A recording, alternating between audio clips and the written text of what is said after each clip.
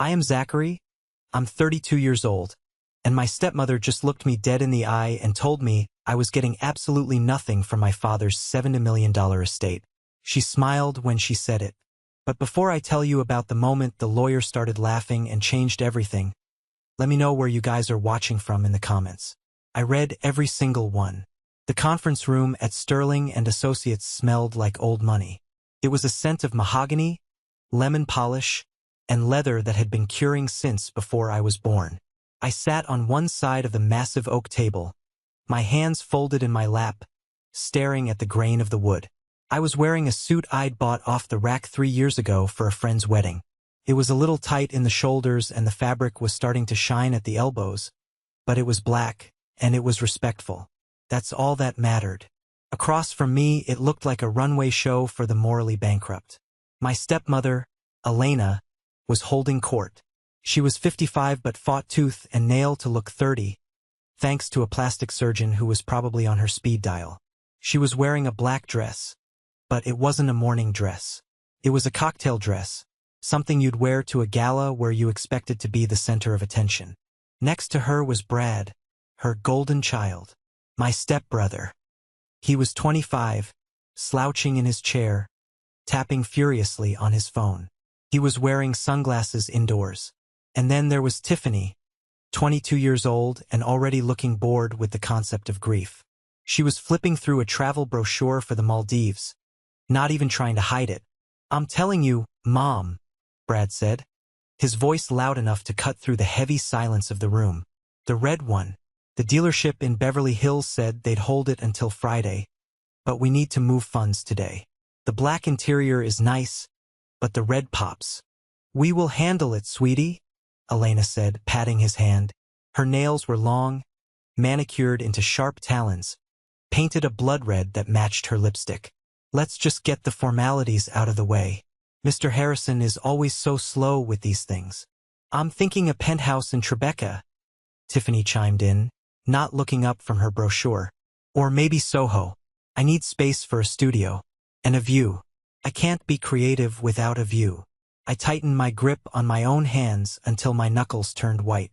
They were carving up my father's life before his body was even cold in the ground.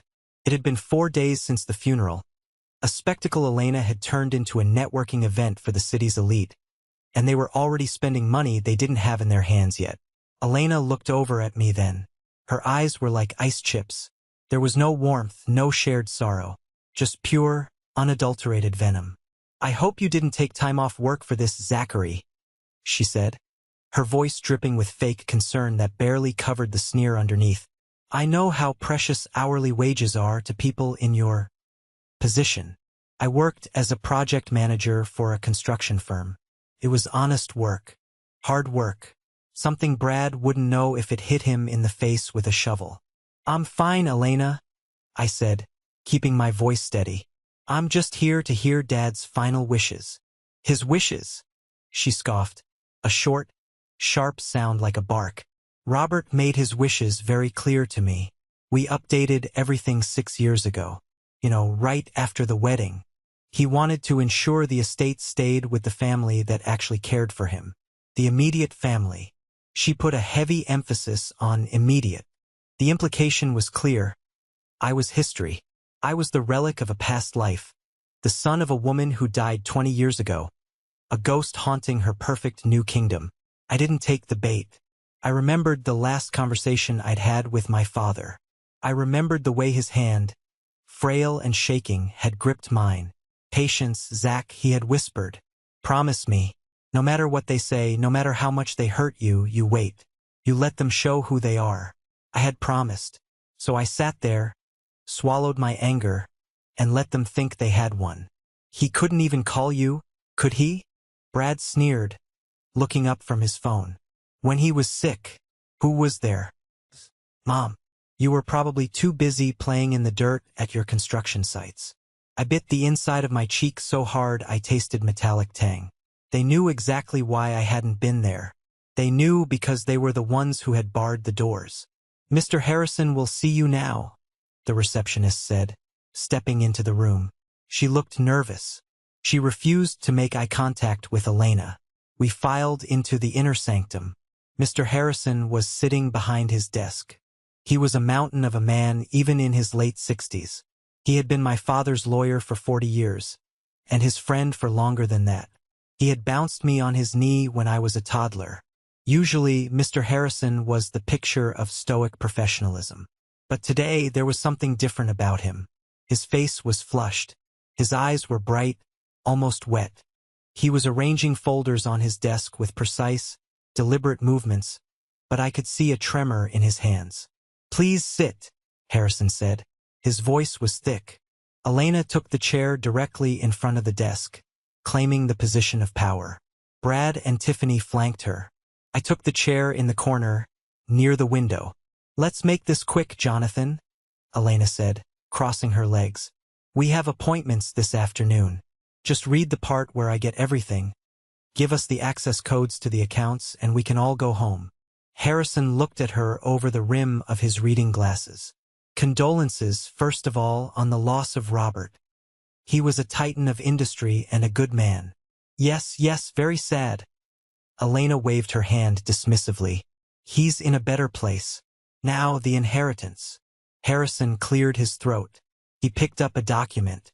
"I have here the last will and testament of Robert Sterling, dated 6 years ago. See?" Elena shot a triumphant look at me. "I told you. 6 years ago. Dated 6 years ago," Harrison repeated. "However." "There is no however," Elena interrupted. "We drafted that will together.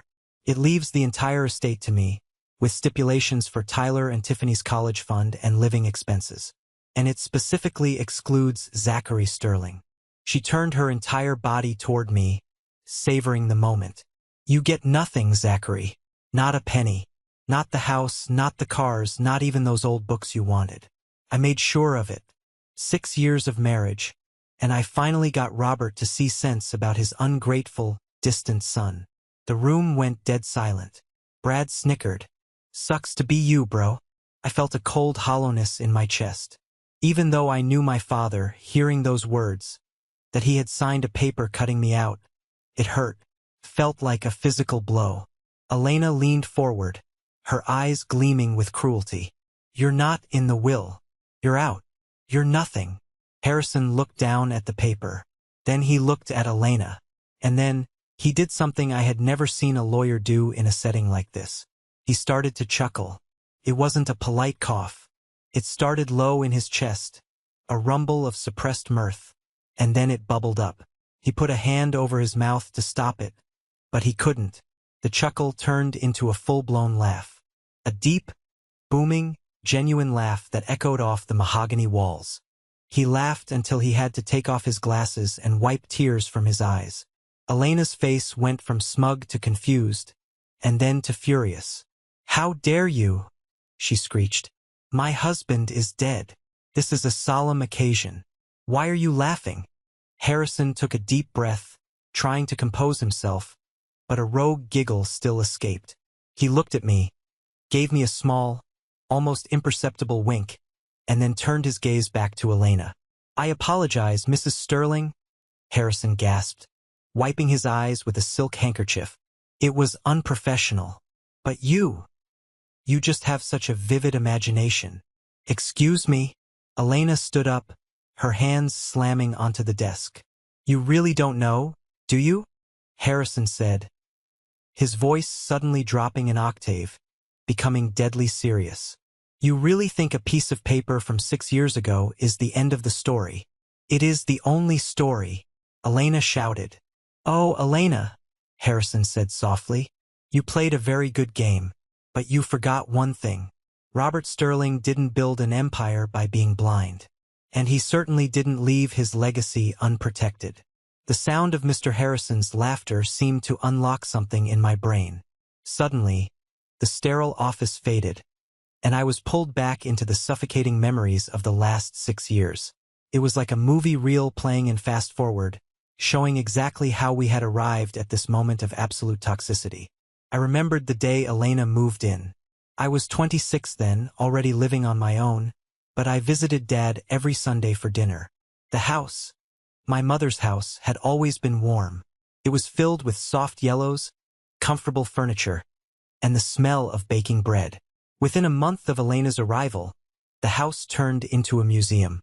The warmth was replaced by cold marble, sharp angles, and white furniture you were terrified to sit on.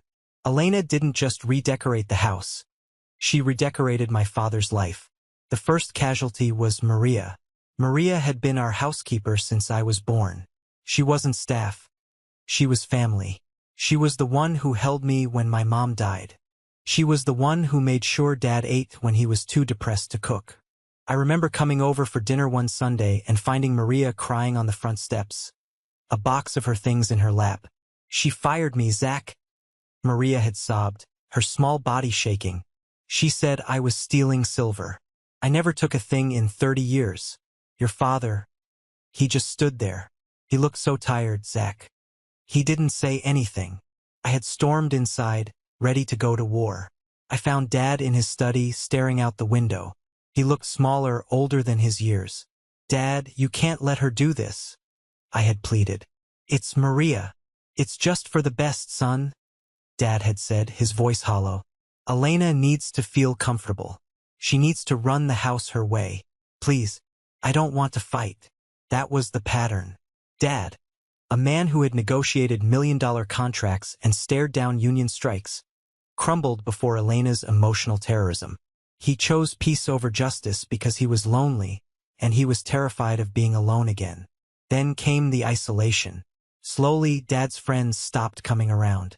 His golf buddies told me Elena made them feel unwelcome, criticizing their clothes, their jokes, their politics. Then it was the phone calls. Every time I called the landline, Elena answered. "He's resting," she would say. Or, "He's having a bad day, Zachary. Don't upset him." It got worse when the diagnosis came. Parkinson's, complicated by heart failure. It was a slow, cruel sentence. And Elena became the warden. I wasn't a son anymore. I was a security threat. "You upset him," Elena told me one afternoon when I tried to visit. She blocked the doorway with her body, Brad standing behind her like a bouncer. "Every time you leave, his blood pressure spikes. The doctor said no visitors." "I'm not a visitor. I'm his son," I had shouted, feeling the helplessness rising in my throat like bile. "You're a stressor," she spat back. "Go away, or I'll call the police for trespassing." I stood there, looking up at the window of my father's bedroom. I knew he was in there. I wondered if he thought I had abandoned him. I wondered if Elena was telling him I was too busy, too selfish to come. But they didn't know about Thomas. Thomas was the head gardener. He was 60 years old, grumpy, and loyal to the bone. He hated Elena because she had tried to make him pave over my mother's rose garden to put in a meditation deck. 2 months before Dad died, Thomas found me waiting in my car down the street. He tapped on the window. "Gate code is 4492, he grunted. "Back door will be unlocked tonight at 2 a.m. Nurse Grace is on shift. She hates the witch too." That night, I crept into my own childhood home like a thief. The house was silent. I tiptoed up the stairs, avoiding the creaky step I had memorized as a teenager sneaking out to parties. When I entered Dad's room, I expected to see a vegetable. That's what Elena had told everyone. "Robert is gone mentally," she would say at her luncheons. "He doesn't even know who I am." But when I sat by the bed, Dad's eyes snapped open. They were clear. Tired, yes. Pain-filled, yes. But clear. "Zach," he whispered. "I'm here, Dad." I choked out, grabbing his hand. "I tried to come sooner. She wouldn't let me." "I know," he rasped. He squeezed my hand, and his grip was surprisingly strong. "She tells me you don't care. She tells me you're waiting for me to die so you can sell the company." "You know that's a lie," I said. "I know," he said. He pulled me closer. "Listen to me. This is important. Are they treating you well? Elena? The kids? Does it matter?" I asked. "It matters," he insisted. "I need to know. Have they shown you any kindness? Any at all?" I looked at my dying father, and I couldn't lie. "No, Dad. They treat me like dirt. They treat everyone like dirt." They're spending your money on cars and vacations while you're lying here. Dad closed his eyes. A tear leaked out.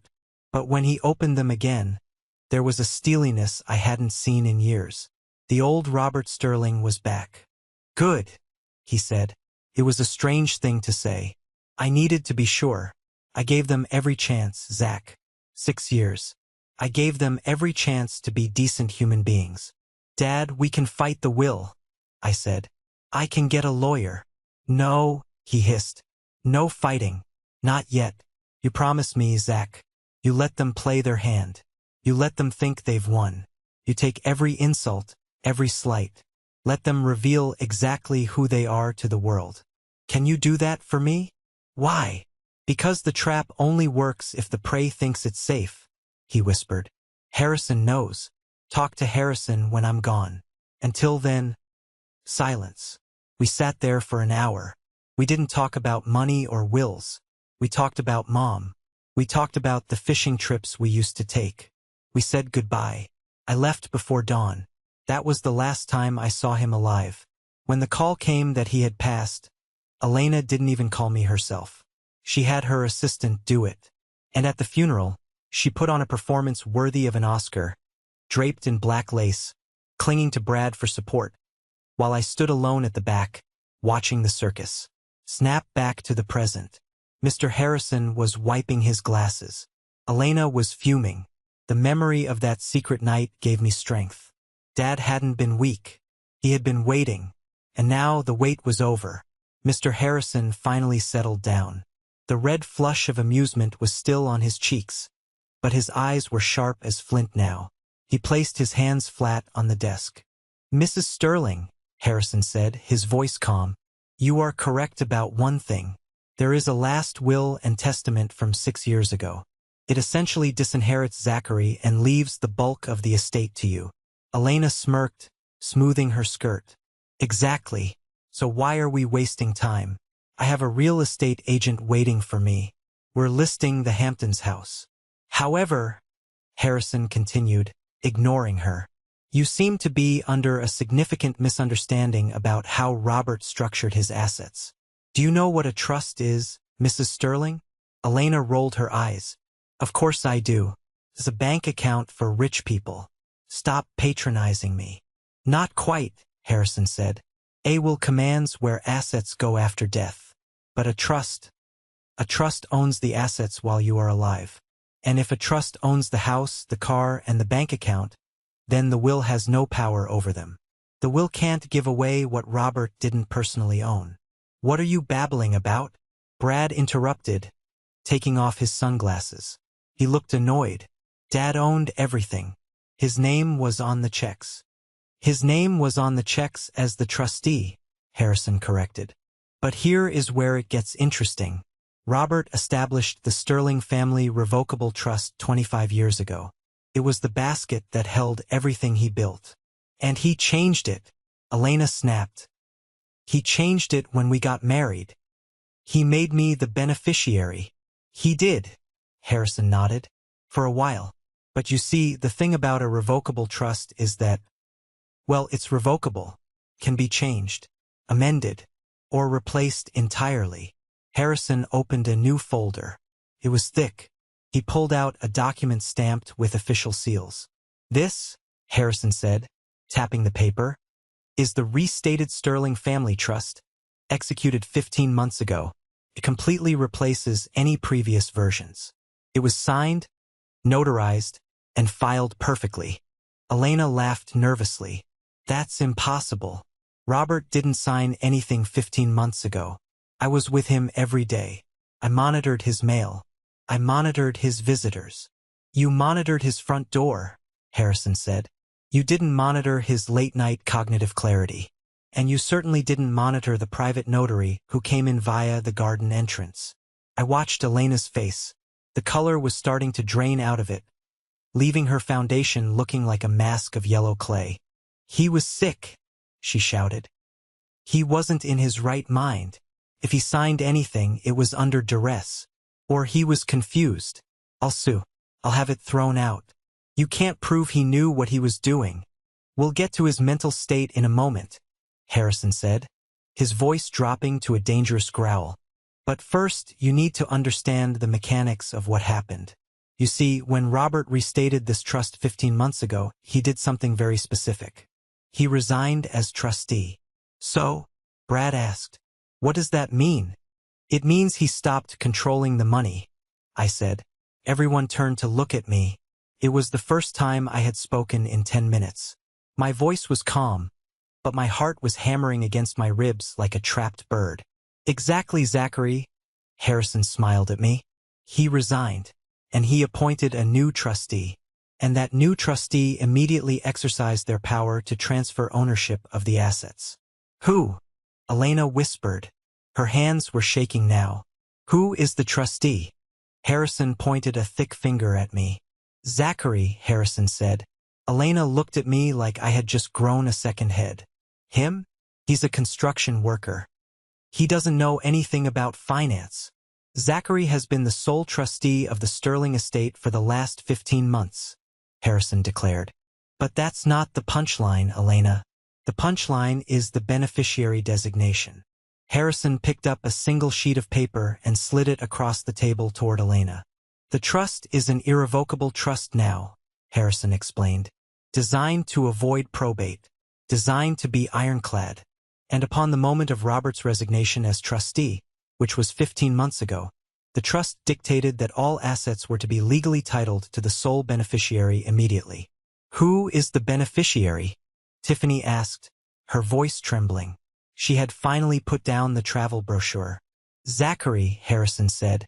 The silence that followed was heavy, suffocating. You could hear the hum of the air conditioner. You could hear the traffic 40 floors down. I don't understand, Elena stammered. What are you saying? I'm saying, Harrison leaned forward, that Robert didn't leave Zachary money in his will. Robert gave Zachary everything before he died. The house you were sleeping in? It belongs to Zachary. The car Brad drove here? It belongs to Zachary. The accounts you have been using your credit cards against? They are funded by Zachary. That's a lie. Brad stood up, his face red. I checked the bank balance yesterday. There's $3 million in the checking account. Yes, Harrison said, because Zachary let it stay there. He let you spend it. Why? Elena whispered, looking at me with horror. Why would you do that? I finally stood up. I walked over to the window and looked out at the city my father had helped build. Then I turned back to face them. Because Dad wanted to see if you would change, I said. He wanted to give you one last year. He told me, Zach, if they treat me with kindness, if they treat you with respect, we can share it. If Elena takes care of me because she loves me, not because she wants a payout, then we will take care of her. I walked closer to the table, looming over them. So I waited, I said. I watched. I watched you fire Maria after 30 years. I watched you cut off Dad's friends. I watched you, Brad, charge a $40,000 Rolex to the corporate card while Dad was in the ICU. I watched you, Tiffany, skip visiting him on his birthday because you had a Coachella ticket. I can explain, Brad stuttered, hiding his wrist behind his back. And you, Elena, I looked at her. I watched you treat my dying father like a burden, an inconvenience that wouldn't die fast enough. We were married, Elena shrieked, finding her voice again. I have rights, spousal support. You can't just cut me out. This is financial abuse. Financial abuse? Harrison laughed again, though this time it was a dark, angry sound. Let's talk about abuse, shall we? The atmosphere in the room had shifted from shock to a primal panic. The golden child, Brad, looked like he was about to vomit. Tiffany was frantically texting someone, probably her boyfriend, realizing her ticket to the high life was burning up. Let's look at the numbers, Harrison said, opening a ledger. Since the date of transfer 15 months ago, the trust, which I remind you, is Zachary's property, has paid out $2.4 million in expenses related to the three of you. We have a lifestyle to maintain, Elena argued, though her voice was thinner now. Robert wanted us to live well. Did he want you to spend $50,000 on a spiritual retreat in Sedona while he was in the hospital? Harrison asked, raising an eyebrow. Did he want Brad to draw a consultant salary of $10,000 a month from the company for a job he never showed up to? Did he want Tiffany to drain the emergency college fund for a trip to Ibiza? That was my money, Brad shouted. I'm his son. Stepson, I corrected. And no, it wasn't your money. It was mine. Every swipe of that card for the last year. That was theft. Grand larceny, actually, given the amounts. Brad slumped back in his chair. The word larceny hung in the air. This is ridiculous. Elena spat, trying to regain control. You can't prove any of this ownership. The deeds are in Robert's name. Actually, Harrison pulled out a stack of photocopies. The deeds were transferred to the ZS Trust last year. You just never checked the county recorder's office. You were too busy shopping. But I have power of attorney. Elena grasped at straws. Power of attorney ends at death, Harrison said simply. And it only applies to assets the person owns. Robert died owning almost nothing personally. He was a pauper on paper. Everything was already in the trust. The realization hit Elena like a physical slap. She had spent 6 years waiting for a payday, enduring a sick husband, playing the role of the devoted wife, only to find out she had been guarding an empty vault. You tricked me, she hissed at me. You and that old bastard tricked me. Don't you dare call him that, I said, my voice low. He was smarter than you. You thought because he was sick, he was stupid. You thought because I was quiet, I was weak. I want a forensic audit, Elena screamed. I want to see the medical records. Robert was mentally incompetent. I know he was. He forgot names. He mixed up dates. There is no way a judge will believe he had the capacity to sign away $70 million to you. She pointed a manicured finger at me. You coerced him. Undue influence. That's what this is. I will sue you for everything. I will tie this estate up in court for 10 years. You won't see a dime. Harrison sighed. He looked tired of her noise. We anticipated this, Elena. Robert knew you would claim insanity. He knew you would try to drag his name through the mud to get a payout. Harrison reached into his briefcase. He pulled out a sealed envelope. On the day Robert signed the restated trust, Harrison said, he didn't just see a notary. He saw Dr. Evans. You know Dr. Evans? The leading geriatric neurologist in the state. Elena paled. He went to a doctor? He underwent a full 4-hour cognitive evaluation, Harrison said. MRI, verbal testing, memory recall. Do you want to know the score? Harrison slid the report across the table. He scored a 29 out of 30. The man was sharper than I am. The report concludes unequivocally that Robert Sterling was of sound mind, fully understood the extent of his assets, and was making decisions of his own free will. Elena stared at the report. She didn't touch it. It was like kryptonite. But wait, Harrison said. There's more. We also videotaped the signing. Would you like to watch it? We have a video of Robert explaining exactly why he was cutting you out. He lists the dates you screamed at him. He lists the times you neglected him. He speaks very clearly. Elena looked trapped. She looked at the door, measuring the distance. You can't do this to us? Tiffany cried out, crocodile tears finally flowing. Where are we supposed to live? That house is our home. It's Zachary's house, Harrison said. But we're family, Tiffany wailed. Zach, come on. We grew up together. You moved in when you were 16, Tiffany, I said coldly. And you spent the last 6 years telling everyone at your private school that I was the gardener's assistant, because you were embarrassed of my blue-collar job. Don't play the family card now. We are not leaving, Elena declared, crossing her arms. Possession is 9/10 of the law.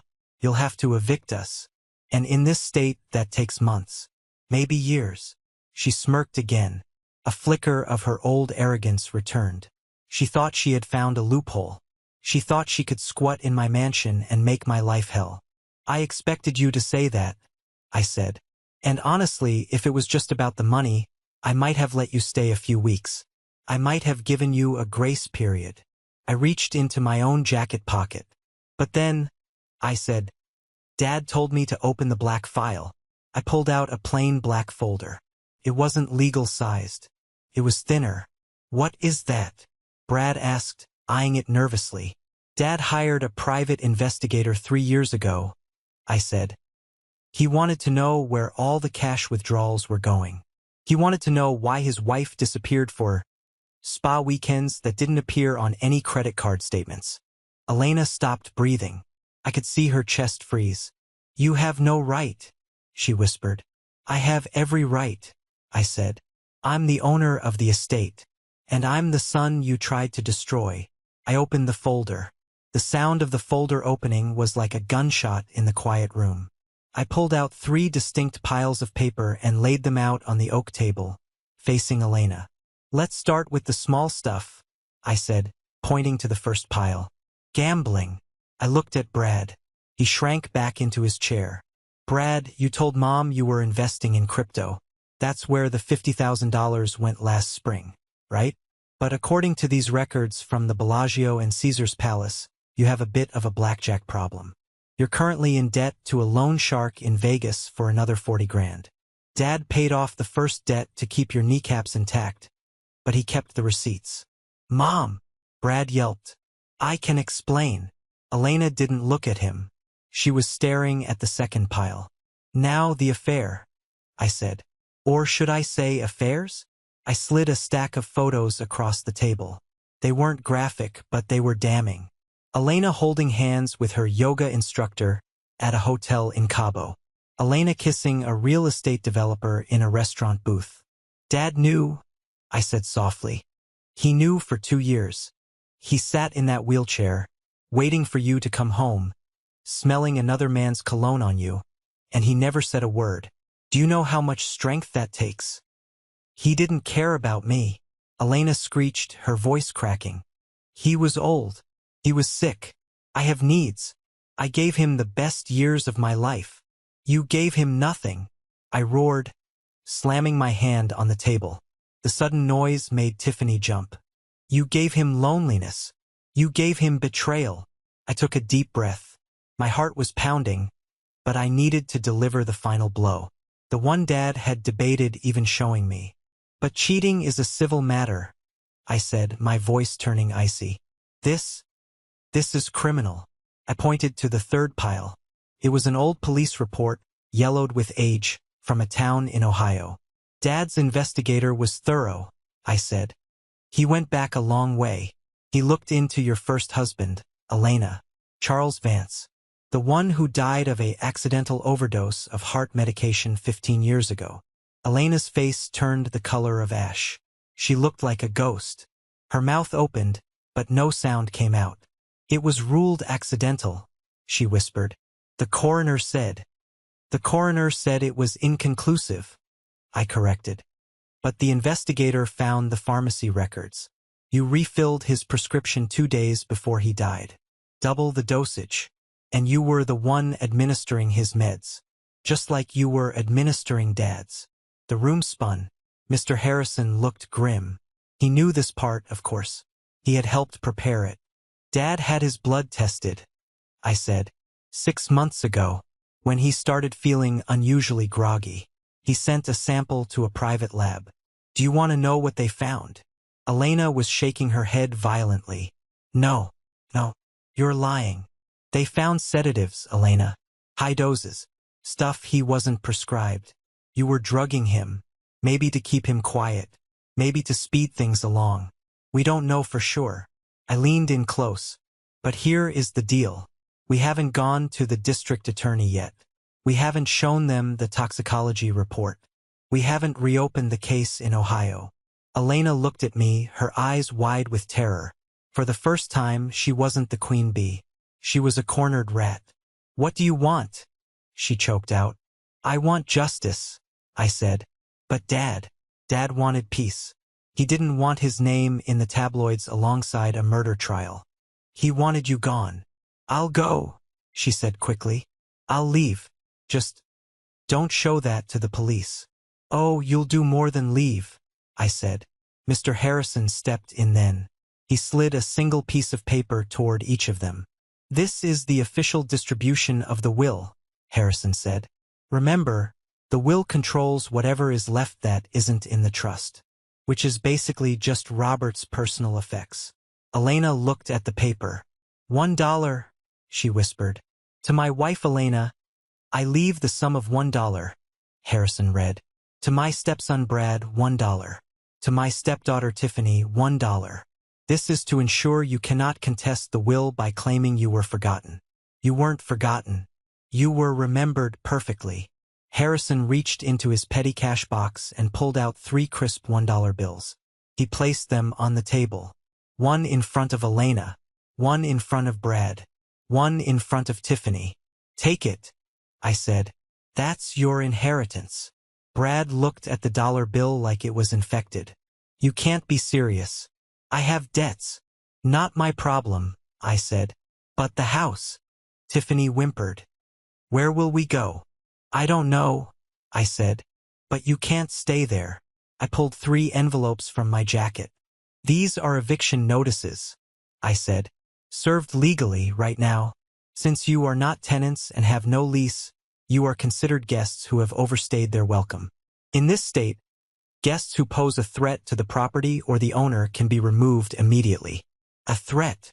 Elena gasped. We aren't a threat. You drugged the previous owner, I said loud enough for the receptionist outside to hear. I consider that a significant threat to my safety. You have 24 hours, I said. I have a security team meeting you at the house in 30 minutes. They will supervise your packing. You take your clothes, your personal toiletries, and any items you purchased with your own money, if you can prove it. Everything else, the furniture, the art, the jewelry, the cars, stays. It belongs to the trust. 24 hours? Elena screamed. That's impossible. You better start moving then, I said. Because at exactly 1 p.m. tomorrow, I'm changing the locks. And if you are still on the property, you will be arrested for trespassing. Elena looked at the dollar bill. Then she looked at the eviction notice. Then she looked at the PI file that held her darkest secrets. She stood up. She was trembling, but she tried to muster one last shred of dignity. She grabbed her purse. She didn't grab the dollar. You're a monster, she said to me. Robert would be ashamed of you. Robert is the one who wrote the plan, Elena, I said. I'm just the executioner. This is the moment that changed everything, when I finally took back control of my life and my father's legacy. Thank you for patiently listening to my story this far. You guys are amazing. Please hit that like button and comment the number 1 below so I know you're riding with me. It really helps more people find this story and lets me know my experience means something to you. Your support is the biggest motivation for me to share the final part of this journey. The door clicked shut behind them, and the silence that rushed back into the room was heavy, but it was a good kind of heavy. It was the feeling of a storm finally breaking. Mr. Harrison let out a long, shuddering breath and slumped back in his chair. He looked 10 years younger than he had an hour ago. Well, he said, picking up the $3 bills they had left on the table. That went exactly as Robert predicted. Did she take the bait? I asked, my hands finally stopping their shaking. She didn't fight the PI report, Harrison nodded. That means it's true. If she was innocent, she would have screamed for the police right then and there. Her silence was a confession. Do we send it to the DA? I asked. This was the part one struggled with. I hated her, but sending her to prison meant dragging Dad's name through a murder investigation. We hold it, Harrison said. It's our insurance policy. If she tries to sue, if she tries to sell a story to the press, if she ever comes within 10 feet of you again, we drop the bomb. It's a sword of Damocles hanging over her head for the rest of her life. I nodded. It was a fitting punishment. Elena, a woman who needed control more than she needed air, would spend the rest of her life looking over her shoulder, knowing we held the power to destroy her with a single phone call. Here, Harrison handed me another document. The final piece. It was a restraining order. Temporary, but with the evidence we had of the drugging. A judge had signed it immediately. If they aren't out in 24 hours, Harrison said, the police will physically remove them. You don't have to lift a finger. I stood up and shook Mr. Harrison's hand. Thank you, Jonathan, for everything, for protecting him when I couldn't. He was my best friend, Zach, Harrison said, his eyes misty. He loved you more than anything. He made a mistake marrying her. He tried to fix it the best way he knew how. I left the office and drove straight to the house. I parked down the street, just watching. I saw a moving truck arrive, not a professional one, but a frantic, rent-by-the-hour van. I saw Brad hauling boxes of designer sneakers out, looking furious. I saw Tiffany crying on the front lawn, holding a bag of clothes. And I saw Elena. She was storming around, shouting at the movers, shouting at her kids. But every time she looked toward the street, toward where my car was parked, she stopped. She looked afraid. I didn't go in. I didn't need to gloat. Dad was right. The victory wasn't in shouting at them. It was in the silence of them disappearing. The next day, at 1:01 p.m., I walked up the driveway. The van was gone. The house was quiet. I keyed in the code. The door swung open. The hallway was empty. They had stripped their personal items, but the house remained. The marble was still cold, but the air felt lighter. I walked into the kitchen. On the counter, there was a single set of keys and a note scrawled in Elena's sharp handwriting. Hope you rot in this big empty house. I crumbled the note and threw it in the trash. My phone buzzed. It was Sarah, my fiancée. I hadn't told the Vances about her. I didn't want them to know anything about my real life. Is it done? Sarah asked. It's done, I said. They're gone. Are you okay? I think so, I said. It feels weird, but good. I'm coming over, she said. And I'm bringing pizza and paint. We are painting over that awful white living room immediately. I laughed. It was the first time I had laughed in weeks. Please, I want it yellow, like it used to be. Later that afternoon, a beat-up truck pulled into the driveway. It was Thomas, the gardener. He got out, holding a shovel and a small potted plant. Heard the witch is dead, Thomas grunted, spitting on the ground. Ding dong, I said. Thomas cracked a rare smile. Your dad. He gave me an envelope a few months back. Said I wasn't to open it until the house was clean. I opened it this morning. Thomas handed me a letter. It was in Dad's handwriting. Thomas, if you're reading this, Zach is back in charge. I left you a little something in the trust. Enough to retire, or enough to replant that rose garden you love so much. Take care of my boy. He left me 50 grand, Thomas said, his voice choking up. Old fool. I would have done the roses for free. You're not retiring, are you? I asked. Hell no, Thomas said. Those hybrid tea roses need pruning. And I assume you're gonna fire that expensive landscape company Elena hired. You're hired back, Thomas, I said. Full salary. Double what it was before. Thomas nodded, tipped his cap, and walked off toward the garden shed like he had never left. I walked through the house, room by room. I found the hidden safe in Dad's study. The combination was my birthday.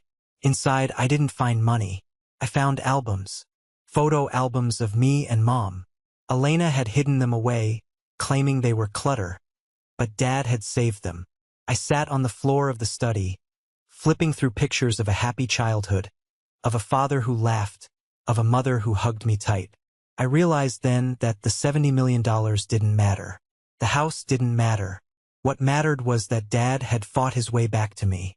Through the fog of sickness, through the manipulation of a predator, he had formulated a plan to ensure that the son he loved was the one standing in the end.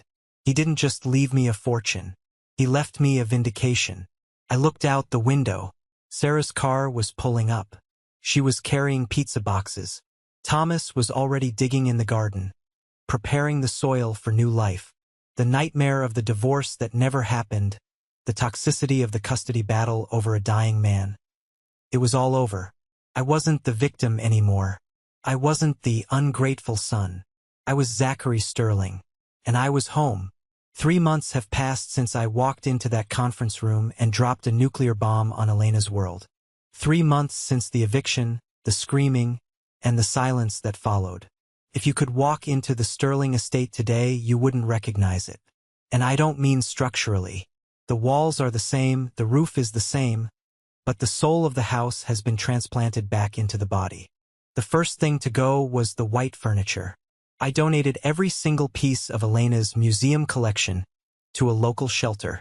It felt poetic. Her overpriced, uncomfortable couches were finally providing comfort to people who actually needed it, something she never would have allowed. Sarah and I spent the first 2 weekends stripping the wallpaper in the dining room. Underneath layers of Elena's grayish, that's gray and beige, and yes, it's as depressing as it sounds. We found the original wainscoting my mother had picked out in the 90s. It was like excavating a lost civilization. But the biggest change wasn't the paint or the furniture. It was the smell. For 6 years, this house smelled like bleach, expensive perfume, and fear. Now, I walked through the front door last Tuesday after a long day at the construction site. The air was thick with the scent of roasted garlic, oregano, and simmering tomatoes. It was the smell of my childhood. "Maria," I called out, dropping my keys in the bowl. "In the kitchen, mi hijo," came the voice that used to sing me lullabies. I walked into the kitchen to find Maria, looking 5 years younger than the day she was fired, ruling over the stove. She was humming a tune, stirring a massive pot of sauce. When she saw me, she waved a wooden spoon threateningly. "Go wash your hands, Zachary. You have dirt under your nails. You look like you actually work for a living, unlike that perezoso Brad." I laughed. It was a sound that came easily these days. "Yes, ma'am." Bringing Maria back was the first executive order I signed as the trustee. I didn't just hire her back. I doubled her salary and set up a pension plan that would make a CEO jealous. When I showed up at her small apartment to ask her to come back, we both cried for about 20 minutes. She told me she had been working at a laundromat, barely scraping by. "Your father," she had told me then, wiping her eyes. "He tried to send me checks, Zach, in secret. But Elena, she watched the accounts like a hawk. He managed to slip me cash a few times through Thomas. But he was scared she would find out and fire Thomas too." Now, watching her command the kitchen, I felt a knot loosen in my chest that I hadn't realized was there. The house wasn't just a building anymore. It was a home. Out in the backyard, the transformation was even more dramatic. Thomas, our grump of a gardener, had gone to war with Elena's minimalist landscaping. He had ripped out the gravel Zen garden she installed, which Dad hated because you couldn't walk on it, and replanted the rose beds. I walked out to the patio with a glass of lemonade Maria had shoved into my hand. Thomas was on his knees, covered in mud, pruning a bush that exploded with yellow petals. "Yellow roses," Thomas grunted without looking up. "Your mom's favorite. The golden celebration. That's the breed." "They look amazing, Thomas," I said. "They're tough," he said, patting the soil. "Like your dad.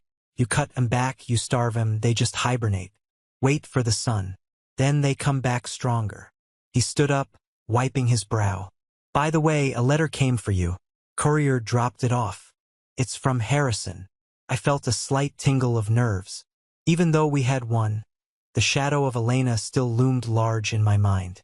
I sat on the patio furniture, new, comfortable, weatherproof stuff that you could actually sit on, and tore open the envelope.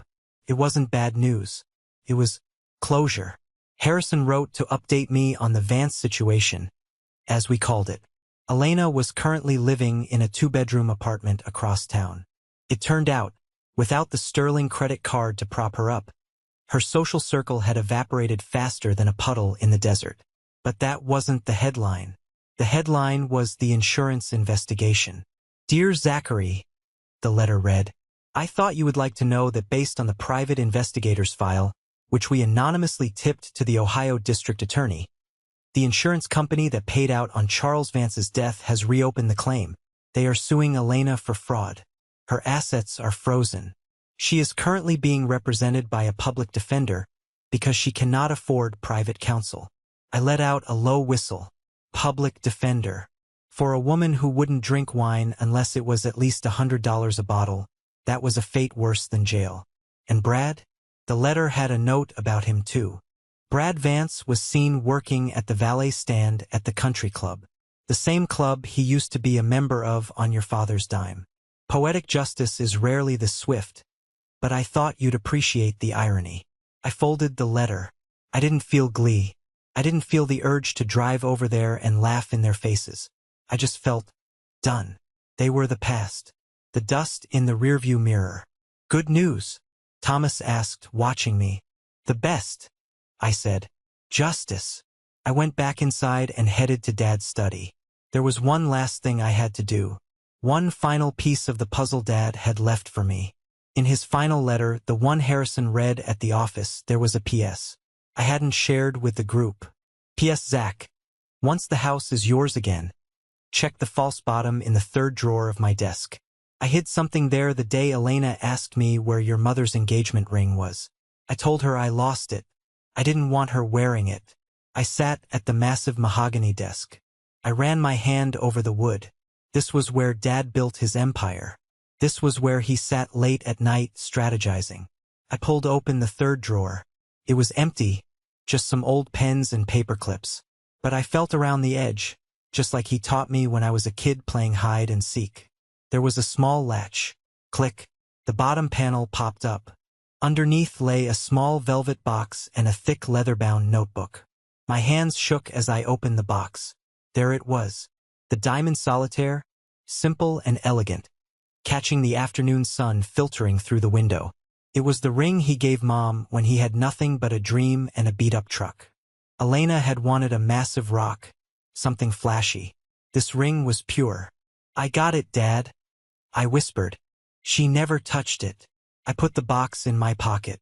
I knew exactly whose finger that ring belonged on. Sarah had stuck by me when I was just a project manager with daddy issues and a disinherited future. She deserved the symbol of true partnership. Then I picked up the notebook. I expected it to be a diary, or maybe financial codes. But when I opened it, I was confused. It was a ledger, handwritten columns of names, dates, and amounts. Entry: August 2019. Recipient: Isabella Martinez. Amount: $15,000. Purpose: tuition sophomore year. Isabella Martinez? That was Maria's granddaughter. I flipped the page. Entry: January 2020. Recipient: Lucas Miller, Thomas's son. Amount: $12,000. Purpose: small business loan forgiveness. I flipped faster. There were dozens of names. The maid who worked for us for 2 years. The driver Elena fired because he was too chatty. The receptionist at his old office. Dad hadn't just been hiding money from Elena to protect me. He had been running a secret charity operation out of his desk drawer for 6 years. While Elena was buying purses, Dad was paying for college funds, medical bills, and startup loans for the people who actually cared about him. He had been siphoning off his own wealth, bit by bit, to help others, all while playing the role of the submissive, sick old man. Tears pricked my eyes. I had spent so much time being angry that he didn't stand up to Elena, not realizing that he was fighting a different kind of war. He was fighting a guerrilla war of kindness behind enemy lines. I found a note tucked in the back of the ledger. Zach, if you find this, it means you control the trust. You'll see that the trust has a sub-account called the Sterling Education Initiative. It's well-funded. Please keep it going. Elena wanted to be a queen. I preferred to be a neighbor. Don't let the money make you hard, son. Use it to make things soft for the people who have it hard. I closed the book and pressed it to my forehead. I promise, Dad. I choked out. I won't stop. That evening, when Sarah came over, the house was glowing. Maria had lit candles. The table was set with Mom's good china, another thing I recovered from the attic where Elena had banished it. We ate pasta that tasted like love. We laughed with Maria. And afterwards, I took Sarah out to the garden, under the moonlight and the scent of the yellow roses. I didn't do a big speech. I didn't need to. I just pulled out the velvet box. My dad saved this, I said. He saved it for someone who knew the value of loyalty. Will you marry me, Sarah? She didn't ask about the size of the diamond. She didn't ask about the prenup, which Harrison insisted on. but we both knew was just paper. She just hugged me and said yes. As we stood there, holding each other in the garden my father paid to protect, in the house he plotted to save, I realized the transition was complete. The darkness of the last 6 years was gone. It was a brand new day. The wind at Woodlawn Cemetery is always different than anywhere else in the city. It's quieter, carrying the scent of pine and damp earth. I parked my car, a reliable SUV, not the flashy sports car Brad had coveted, and walked around to open the door for Sarah. She was 6 months pregnant now, glowing in that way that makes you believe in miracles, moving with a careful grace. "You got the flowers?" she asked, adjusting her coat. "Got them," I said, lifting the massive bouquet of yellow roses from the back seat. "Thomas cut them this morning. He threatened to haunt me if I let them wilt before we got here." We walked hand in hand down the winding path. It had been a year since the reading of the will, a year since the lawyer left. When we reached Dad's grave, the sun was just starting to dip below the treeline, casting long golden shadows across the grass. The headstone was simple granite. Robert Sterling, father, husband, builder, and underneath, a quote I had chosen, "Quiet strength moves mountains." I knelt down and placed the roses against the cold stone. I spent a moment cleaning off a few fallen leaves, a ritual of care that felt important. "Hey, Dad," I said softly. "I brought the family." Sarah rested her hand on her bump. "Little Robert is kicking," she smiled.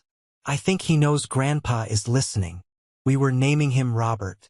It was the only choice that made sense. I stood up and put my arm around Sarah, looking at the grave.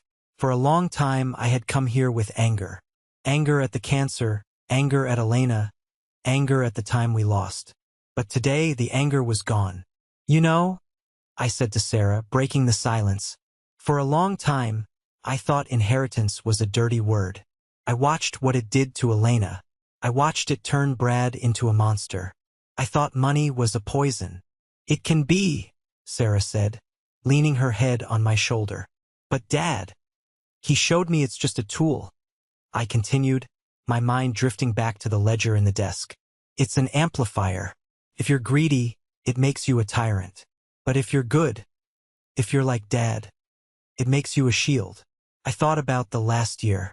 We had officially launched the Sterling Foundation.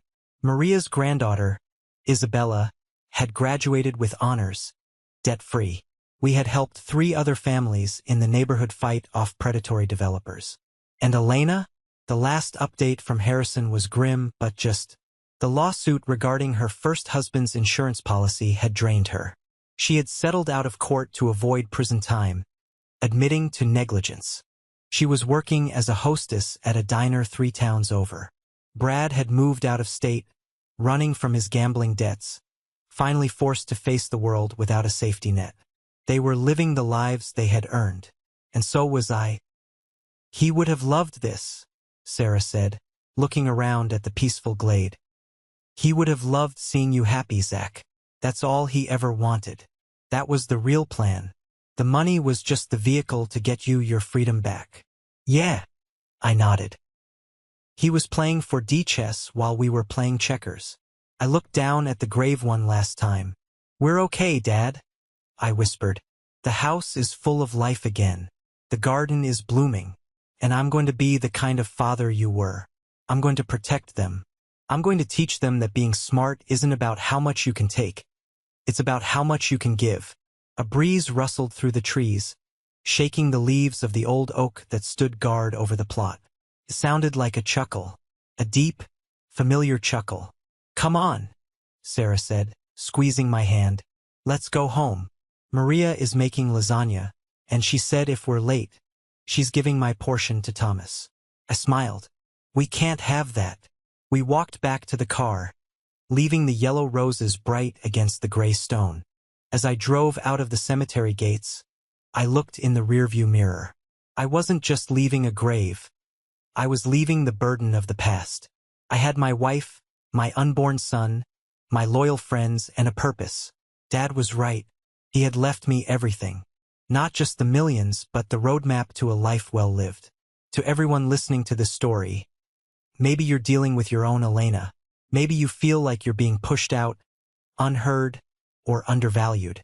Maybe you're waiting for justice that feels like it's never going to come. Take it from me, Zachary Sterling. Sometimes you have to play the long game. Sometimes you have to be quiet so you can hear the truth. And sometimes the best revenge isn't screaming and shouting. It's living a good life, protecting the people you love, and letting the trash take itself out. Hold the line, trust your gut, and never, ever underestimate the power of a quiet man with a plan. Thank you for walking this road with me.